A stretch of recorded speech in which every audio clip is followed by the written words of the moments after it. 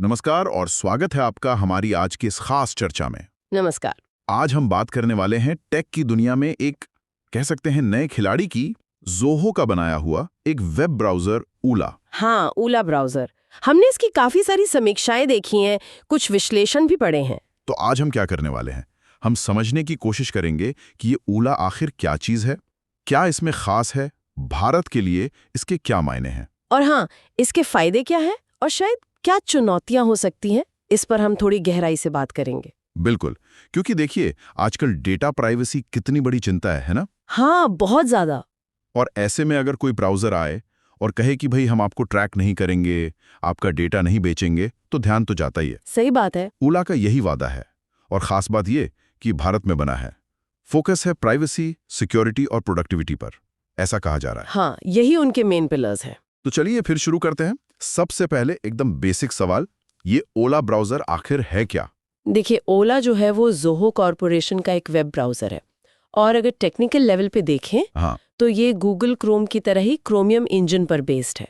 मतलब जो base technology है वो वही है। अच्छा, क्रोमियम वाला ही। हाँ, पर ज़ोहो का कहना है कि उन्होंने इसे अपनी जो प्राथमिकताएं हैं, प्राइवेसी, सिक्योरिटी, प्रोडक्टिविटी, उसके हिसाब से काफ़ी कस्टमाइज किया है, ढाला है। और ये मिलता कहाँ कहाँ है, मतलब कौन कौन से डिवाइस पर चल जाता है? हाँ, ये अच्छी बात है कि ये काफ़ी वर्सेटाइल है। आपको विंडोज़ पे मिलेगा, मैक ओएस पे मिलेगा, लिनक्स पर भी है। अच्छा, डेस्कटॉप तीनों हो गए। हाँ, तीनों मेजर डेस्कटॉप और साथ में मोबाइल पर भी एंड्रॉयड और आईओएस दोनों के लिए अवेलेबल है। तो मतलब पहुंच तो काफी अच्छी है इसकी। हाँ और मैंने सुना है इसे कोई सरकारी पहचान भी मिली है, कोई चैलेंज वगैरह जीता है इसने? हाँ, बिल्कुल। हाल ही में भारत सरकार का एक Indian web browser development challenge हुआ था, IWBDC। ओके। ओला उसका विजेता रहा है, तो उससे इसको एक कह सकते हैं देशी ब्राउज़र वाली पहचान भी मिली है। ये देशी ब्राउजर और भारत केंद्रित दृष्टिकोण वाली बात थोड़ी इंटरेस्टिंग है। इसका मतलब क्या है असल में, मतलब प्रैक्टिकली क्या मायने हैं इसके? इसके कई पहलू हैं।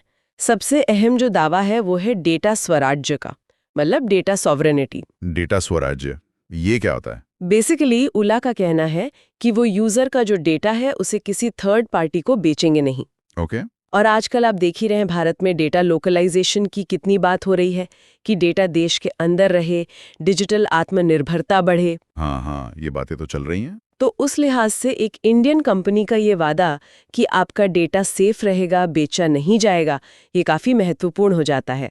कोशिश यही है कि आपका डिजिटल फुटप्रिंट जो है वो देश के नियमों के दायरे में रहे और सुरक्षित रहे। तो क्या ये माना जाए कि ये जो विदेशी कंपनियों पर हमारी निर्भरता है बिल्कुल बिल्कुल। ब्राउजर के लिए, उसे कम करने की एक कोशिश है? बिल्कुल बिल्कुल।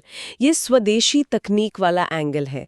देखिए, वेब ब्राउजिंग के लिए हम सब ज्यादातर विदेशी कंपनियों पर ही निर्भर है ना? हाँ, गूगल क्रोम, फायरफॉक्स, एज सब बाहर के ही हैं। एग्जैक्टली। तो ऐसे में एक भारतीय विकल्प का आना अपने आप में एक बड़ी बात है। और ये कहीं ना कहीं make in India, digital India जैसे जो अभियान है, हाँ, उनकी भावना से जुड़ता है। हाँ, उनकी भावना से जुड़ता है। और आगे चलकर हो सकता है इसमें स्थानीय भाषाओं का सपोर्ट और बेहतर हो, या इंडियन रेगुलेशंस के हिसाब से कोई खास सेटिंग्स आए, इसकी संभावना तो है। ये तो हुई इसकी पहचान और इंडिया कनेक्शन की बात। लेकिन किसी भी ब्राउजर का असली टेस्ट तो उसके फीचर्स होते हैं, रोज के इस्तेमाल में वो क्या देता है। तो ओला प्राइवेसी के मामले में क्या खास कर रहा है? प्राइवेसी पर ओला का जोर काफी ज्यादा है, जैसा उन्होंने कहा भी है। इसमें बिल्ट इन ही आपको ट्रैकर्स ब्लॉक करने की सुविधा मिलती है, थर्ड पार्टी कुकीज ब्लॉक होती हैं, कई एड नेटवर्क्स को भी ये ब्लॉक करता है। अच्छा, बिल्ट इन है, मतलब अलग से कुछ लगाना नहीं पड़ता। हाँ, ज्यादातर चीजें बिल्ट इन है। और जब आप कोई वेबसाइट खोलते हैं तो ये अक्सर दिखाता भी है कि देखो इतने ट्रैकर्स ब्लॉक किए गए। ये तो आजकल कुछ और ब्राउजर्स भी करने लगे हैं, जैसे ब्रेव वगैरह।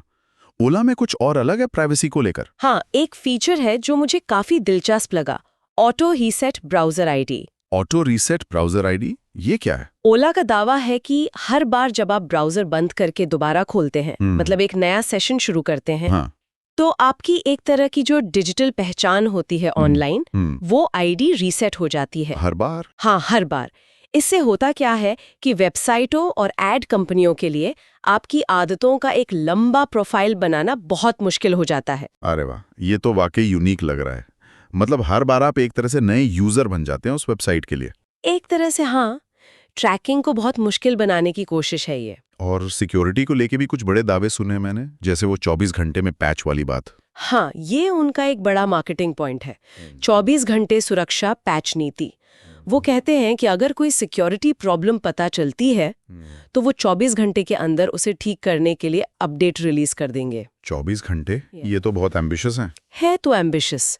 अब ये कितना प्रैक्टिकल है और लगातार इसे कैसे निभाएंगे, खासकर जब यूजर बेस बढ़ेगा, ये तो समय बताएगा। पर हाँ, ये उनकी कमिटमेंट को दिखाता है। बिल्कुल, कमिटमेंट तो दिखता है, लेकिन निभाना चुनौतीपूर्ण होगा। अच्छा, सिक्योरिटी के लिए और क्या किया है इन्होंने? मैंने सुना कुछ तकनीकी चीजें ये डिफॉल्ट में बंद रखते हैं। हाँ, ये भी एक पॉइंट है। सिक्योरिटी बढ़ाने के लिए कुछ बैकग्राउंड की चीजें डिफॉल्ट रूप से बंद रखी हैं, जैसे डीएनएस प्रीफेचिंग। डीएनएस प्रीफेचिंग, इसका क्या मतलब हुआ आसान भाषा में? आसान भाषा में समझे तो ब्राउजर कई बार क्या करता है कि आपके क्लिक करने से पहले ही अंदाजा लगाकर वेबसाइटों के एड्रेस पता करने की कोशिश करता है ताकि पेज जल्दी खुले। अच्छा। ओला इसे कम करता है। इससे आपकी ब्राउजिंग थोड़ी और प्राइवेट रह सकती है क्योंकि ब्राउजर फालतू की रिक्वेस्ट नहीं भेज रहा। इसी तरह कुछ और इंटरफेस हैं जैसे सीरियल एपीआई, मोशन सेंसर्स, इनको भी बंद रखा गया है डिफॉल्ट में। मोशन सेंसर्स, वो क्यों? मकसद वही है, ब्राउजर का अटैक सरफेस कम करना। मतलब हैकर्स के लिए अंदर घुसने के जो संभावित रास्ते हो सकते हैं उन्हें कम से कम रखना।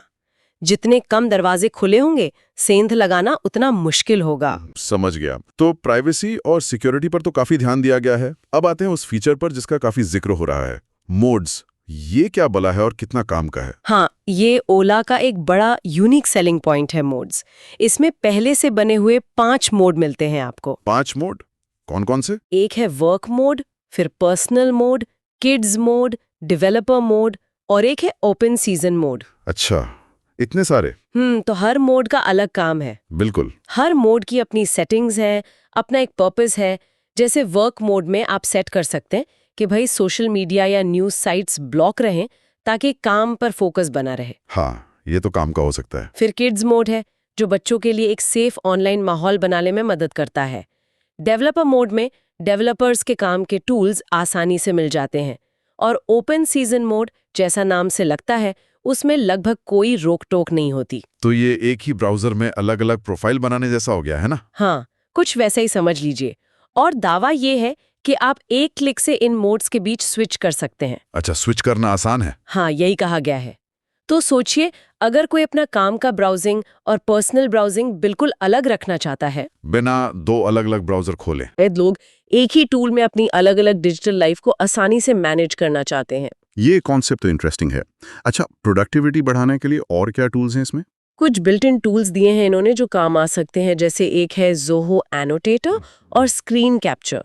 एनोटेटर मतलब आप ब्राउजर में ही किसी वेब पेज का स्क्रीनशॉट ले सकते हैं और फिर उस पर कुछ लिखना हो, मार्क करना हो, हाईलाइट करना हो, वो सब वहीं के वहीं कर सकते हैं। अच्छा, ये तो बढ़िया है। नोट्स वगैरह बनाने के लिए? हाँ, फिर एक स्मार्ट टैब्स ग्रुपिंग फीचर है। अगर आपके बहुत सारे टैब्स खुले हैं, जो कि अक्सर होता है। हाँ बिल्कुल, तो ये फीचर वेबसाइट के नाम के हिसाब से, मतलब डोमेन के हिसाब से, टैब्स को अपने आप ग्रुप कर देता है। तो मैनेजमेंट थोड़ा आसान हो जाता है। टैब ग्रुपिंग, ये तो आजकल बहुत जरूरी हो गया है। ये ऑटोमेटिक है? हाँ, ये ऑटोमेटिक ग्रुपिंग करता है। चलो, ये तो अच्छा है। और डेटा सिंक करने का क्या, जैसे बुकमार्क्स, पासवर्ड्स वगैरह?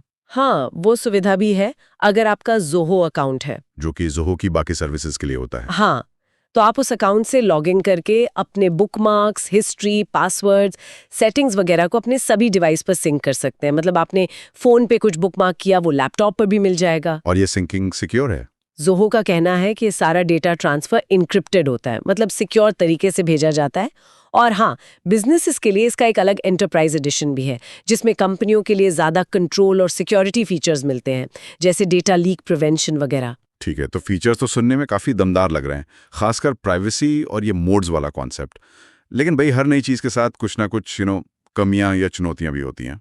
ओला के साथ क्या है? बिल्कुल होती हैं। सबसे पहले बात तो यही है कि ओला अभी मार्केट में नया है। हाँ, अभी ज़्यादा लोग इस्तेमाल नहीं कर रहे होंगे। सही कहा। तो इसका यूजर बेस अभी छोटा है, इसका मतलब है कि अगर आपको कोई दिक्कत आती है तो ऑनलाइन हेल्प या कम्युनिटी सपोर्ट शायद उतना ना मिले जितना क्रोम या फायरफॉक्स के लिए मिलता है। हाँ, ये तो होता है नई चीजों के साथ। और लंबे समय के इस्तेमाल के अनुभव भी अभी कम है। जैसे रेडिट पर कुछ यूजर्स ने कहा भी कि उन्हें एंड्रॉइड वर्जन अभी थोड़ा बीटा जैसा लग रहा है, या एड ब्लॉकर शायद अभी उतना परफेक्ट नहीं है। अच्छा, एड ब्लॉकर पर सवाल है, क्या दिक्कत आ रही है? हाँ, कुछ शुरुआती फीडबैक ये है कि जैसे YouTube वगैरह पर एड्स शायद अभी भी पूरी तरह ब्लॉक नहीं हो पा रहे हैं। ये एक ऐसा एरिया है जहाँ लगातार काम करने की ज़रूरत पड़ेगी, क्योंकि एड नेटवर्क भी तो चालाक होते हैं, वो भी तरीके निकालते रहते हैं। हाँ, ये तो चूहे बिल्ली का खेल है, एड ब्लॉकर्स और एड्स के बीच। अच्छा, और क्या दिक्कतें हो सकती हैं? आपने कहा था प्राइवेसी सेटिंग्स काफ़ी सख्त हैं।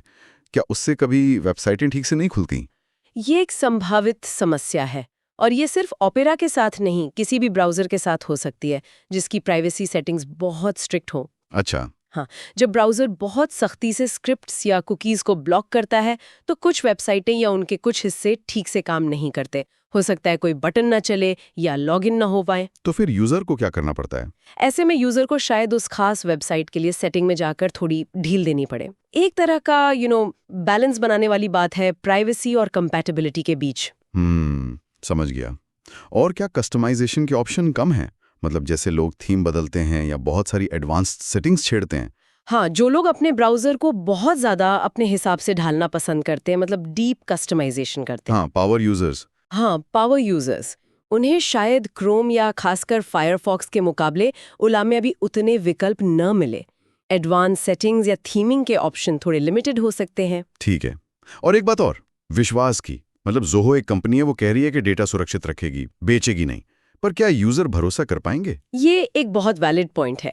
देखिए, ज़ोहो की रेपुटेशन बिजनेस सॉफ्टवेयर में अच्छी है, पर ब्राउज़र मार्केट में वो नए हैं, और किसी भी कंपनी के डेटा सुरक्षा के वादों पर कुछ यूजर्स स्वाभाविक रूप से थोड़ी सावधानी बरतते हैं। हाँ, शक तो रहता है ये थोड़ा। तो ज़ोहो को लगातार ये भरोसा दिलाना होगा अपने एक्शन से कि वो अपने वादों पर कायम हैं, खासकर तब जब प्राइवेसी ही उनका मेन सेलिंग पॉइंट है। ये एक लगातार चलने वाली प्रक्रिया होगी। सही कहा। अच्छा, अब जरा तुलना करते हैं। ओला को अगर हम इसके जो बड़े कॉम्पिटिटर्स हैं, गूगल क्रोम, ब्रेव, फायरफॉक्स, इनके सामने रखें तो कहाँ खड़ा होता है ये? मुख्य अंतर क्या है? ठीक है, कुछ मेन पॉइंट्स पर देखते हैं। सबसे बड़ा अंतर शायद डिफ़ॉल्ट प्राइवेसी सेटिंग्स का है। ओला का दावा है कि ये बहुत हाई है शुरू से ही। और क्रोम? क्रोम यहाँ सबसे पीछे माना जाता है, क्योंकि गूगल का बिजनेस मॉडल ही डेटा पर बहुत ज़्यादा निर्भर करता है। हाँ, वो तो है। ब्रेव और फायरफॉक्स भी प्राइवेसी पर काफ़ी जोर देते हैं। ब्रेव में भी अच्छे ब्लॉकर है, फायरफॉक्स भी काफ़ी प्रोटेक्टिव है। लेकिन ओला का वो ऑटो रीसेट आईडी वाला फीचर उसे थोड़ा अलग करने की कोशिश करता है। और वो मोड्स वाला फीचर, वो तो किसी और में नहीं है शायद। हाँ, वो मल्टी मोड सपोर्ट ओला का बिल्कुल यूनिक पॉइंट है। दूसरे किसी मेजर ब्राउज़र में इस तरह का बिल्ट इन सिस्टम अभी नहीं है। ये एक बड़ा डिफरेंशिएटर है। इस्तेमाल करने में कैसा है? मान लीजिए कोई क्रोम से आ रहा है तो उसे दिक्कत होगी? क्योंकि ये क्रोमियम पर बेस्ड है, तो इसका जो लुक एंड फील है, जो इंटरफेस है, वो काफ़ी हद तक क्रोम जैसा ही है। अच्छा, जाना पहचाना लगेगा। हाँ, तो क्रोम यूजर्स को अडॉप्ट करने में ज़्यादा मुश्किल नहीं होनी चाहिए। सिंपल और क्लीन इंटरफेस रखने की कोशिश की है। ब्रेव का या फायरफॉक्स का यूआई थोड़ा अलग लग सकता है। एक्सटेंशंस का क्या? वो तो बहुत ज़रूरी होते हैं, क्रोम वाले चल जाते हैं इस पर। हाँ, ये एक अच्छी बात है कि ओला ज़्यादातर क्रोम एक्सटेंशंस को सपोर्ट करता है, तो आप क्रोम वेब स्टोर से एक्सटेंशन इंस्टॉल कर सकते हैं। ये तो प्लस पॉइंट है। बिल्कुल, क्योंकि क्रोम का एक्सटेंशन इकोसिस्टम बहुत बड़ा है। फायरफॉक्स का अपना अलग एक्सटेंशन स्टोर होता है। और डेटा शेयरिंग के मामले में क्या फ़र्क है? ओला कह रहा है नो थर्ड पार्टी शेयरिंग। बाकी क्रोम तो, जैसा हमने कहा, गूगल के सर्वर से बहुत गहराई से जुड़ा हुआ है। काफ़ी डेटा गूगल के पास जाता है। ब्रेव का एक अलग मॉडल है। वो कुछ अनोनिमस डेटा अपने रिवॉर्ड प्रोग्राम के लिए यूज़ करते हैं, लेकिन वो भी ऑप्ट इन होता है, मतलब यूज़र की मर्जी से। फायरफॉक्स भी डेटा कलेक्शन को मिनिमाइज करने की कोशिश करता है। तो ओला का दावा सबसे स्ट्रिक्ट लगता है इस मामले में। तो कुल मिलाकर ओला प्राइवेसी, मोड्स और वो देशी वाले एंगल पर खुद को अलग करने की कोशिश कर रहा है। लोगों की शुरुआती राय कैसी है? क्या कह रहे हैं यूजर्स? मिला जुला फीडबैक है? फीडबैक अभी तक मिला जुला ही है, जो कि नए प्रोडक्ट के लिए नॉर्मल है। हाँ, होता ही है। कुछ यूजर्स हैं, खासकर रेडिट जैसे फोरम्स पर, जो इसके प्राइवेसी फीचर्स की तारीफ कर रहे हैं। कह रहे हैं कि ट्रैकर ब्लॉकर अच्छा काम कर रहा है। पॉजिटिव फीडबैक भी है। हाँ, वहीं दूसरी तरफ कुछ लोग हैं जो कह रहे हैं कि मोबाइल ऐप अभी भी बीटा जैसा लगता है, या एड ब्लॉकर उतना इफेक्टिव नहीं है जितना ब्रेव का है, वगैरह। गूगल प्ले स्टोर पे देखें तो कुछ काफी पॉजिटिव कमेंट्स भी हैं। लोग स्पीड की, स्टेबिलिटी की तारीफ कर रहे हैं। कुछ ने इसे एक अच्छा स्वदेशी ऐप भी कहा है। तो मतलब तस्वीर अभी पूरी तरह साफ नहीं है, बन रही है। परफॉर्मेंस के बारे में कुछ पता चला है? मतलब चलने में तेज है, सिस्टम पर लोड कितना डालता है, रैम वगैरह कितनी खाता है? देखिए, क्रोमियम बेस्ड होने की वजह से स्पीड तो अच्छी होनी चाहिए थियोरेटिकली, लेकिन असली परफॉर्मेंस तो असल इस्तेमाल पर ही पता चलती है। रही बात रिसोर्स यूसेज की, रैम, सीपीयू की खपत। हाँ, क्रोम तो बदनाम है इस मामले में। हाँ, क्रोमियम बेस्ड ब्राउज़र अक्सर थोड़े रिसोर्स हंग्री होते हैं, तो ओला के साथ भी ये हो सकता है, खासकर अगर आप बहुत सारे टैब्स खोल कर रखते हैं। ज़ोहो का दावा तो है कि उन्होंने ऑप्टिमाइजेशन पर काम किया है, पर असलियत तो यूजर्स के लंबे अनुभव से ही सामने आएगी। और मोबाइल ऐप का एक्सपीरियंस कैसा है? क्योंकि आजकल ज्यादातर ब्राउजिंग तो मोबाइल पर ही होती है। जैसा मैंने कहा, मोबाइल ऐप पर फीडबैक यही है कि शायद अभी वो उतना मैच्योर नहीं है। इंटरफेस सिंपल रखने की कोशिश की गई है, लेकिन हो सकता है स्क्रॉलिंग में, टैब स्विचिंग में या ओवरऑल स्मूथनेस और स्टेबिलिटी में अभी और सुधार की गुंजाइश हो। नए सॉफ्टवेयर में शुरुआती बग्स आना, कभी-कभी क्रैश हो जाना, ये सब भी आम होता है। उम्मीद है कि अपडेट्स के साथ ये चीजें बेहतर होंगी। ठीक है, तो इस पूरी बातचीत को अगर हम समेटें तो ओला के बारे में क्या मुख्य बातें हैं जो हमारे सुनने वालों को ध्यान में रखनी चाहिए? एक निचोड़ क्या है? निचोड़ ये है कि ओला एक एम्बिशियस कोशिश है, एक प्राइवेसी फोकस्ड भारत में बना ब्राउज़र जिसमें मोड्स जैसे कुछ यूनिक प्रोडक्टिविटी फीचर्स भी हैं। इसका भारत के लिए एक खास महत्व है, डेटा स्वराज्य और स्वदेशी तकनीक के नजरिए से। लेकिन ये भी सच है कि ये अभी नया है, पूरी तरह से मैच्योर नहीं है और इसमें अभी सुधार की काफी गुंजाइश है। तो आप किसे रेकमेंड करेंगी इसे ट्राई करने के लिए? किसके लिए ये सबसे ज्यादा फायदेमंद हो सकता है? मेरे ख्याल से ये उन लोगों के लिए एक अच्छा ऑप्शन हो सकता है जो अपनी ऑनलाइन प्राइवेसी को लेकर बहुत सीरियस हैं। जो प्राइवेसी कॉन्शियस हैं? हाँ, बिल्कुल। या फिर वो लोग जो विदेशी टेक कंपनियों की डेटा कलेक्शन पॉलिसीज को लेकर थोड़े असहज महसूस करते हैं। उनके लिए ये एक विकल्प हो सकता है। और शायद बिजनेसेस के लिए भी। हाँ, उन ऑर्गेनाइजेशंस के लिए भी जो अपने एम्प्लॉयज के लिए एक कंट्रोल्ड और सिक्योर ब्राउजिंग एनवायरनमेंट चाहते हैं, उनके लिए इसका एंटरप्राइज वर्जन काम का हो सकता है। और किन बातों का ध्यान रखना चाहिए इसे इस्तेमाल करते वक्त? सावधानियां क्या है? सबसे जरूरी बात ये याद रखनी है कि ये अभी डेवलप हो रहा है, तो हो सकता है कुछ वेबसाइटें या कुछ एक्सटेंशन ठीक से काम ना करें, कंपैटिबिलिटी इश्यूज आ सकते हैं। हाँ, ये तो मुमकिन है। वो जो 24 घंटे पैच जैसे बड़े दावे हैं, उन्हें वक्त के साथ परखा जाएगा कि वो कितने खरे उतरते हैं। और किसी भी नए सॉफ्टवेयर की तरह शुरुआती बग्स या थोड़ी अस्थिरता की संभावना तो रहती ही है, तो थोड़ा पेशेंस रखना पड़ सकता है। ओला का भविष्य कैसा देखती हैं आप? क्या लगता है, ये टिक पाएगा? देखिए, अगर ये सफल होता है, अगर ये यूजर्स का भरोसा जीत पाता है और अपनी कमियों को जल्दी दूर कर लेता है, तो ये भारत में ब्राउजर मार्केट में आत्मनिर्भरता की तरफ एक महत्वपूर्ण कदम साबित हो सकता है। इसकी सफलता इस बात पर बहुत निर्भर करेगी कि ये यूजर फीडबैक को कितनी तेजी से सुनता है और इस पर काम करता है। और ज़ोहो का जो बाकी बिजनेस सॉफ्टवेयर का इकोसिस्टम है, उसके साथ इंटीग्रेशन। हाँ, अगर उसके साथ इसका इंटीग्रेशन अच्छा होता है तो वो भी इसे काफी मजबूती दे सकता है। बिल्कुल। तो चलिए, चर्चा के अंत में एक सवाल छोड़ जाते हैं हमारे सुनने वालों के लिए सोचने को। हाँ, और सवाल ये है कि क्या ओला जैसी स्वदेशी तकनीकें गूगल क्रोम जैसे जो ग्लोबल महारथी हैं, उनके दबदबे वाले बाजार में वाकई अपनी एक खास जगह बना पाएंगी? बड़ा सवाल है। और क्या हम और आप जैसे यूजर्स बेहतर प्राइवेसी और कुछ नए फीचर्स के बदले में थोड़ी कम मैच्योरिटी या कभी-कभार आने वाली कंपैटिबिलिटी की दिक्कतों को बर्दाश्त करने के लिए तैयार होंगे? ये सवाल सिर्फ एक ब्राउजर का नहीं है ना? बिल्कुल नहीं। ये भारत की जो तकनीकी आत्मनिर्भरता की बड़ी महत्वाकांक्षा है, उसका भी एक आईना है। देखना दिलचस्प होगा कि आगे क्या होता है।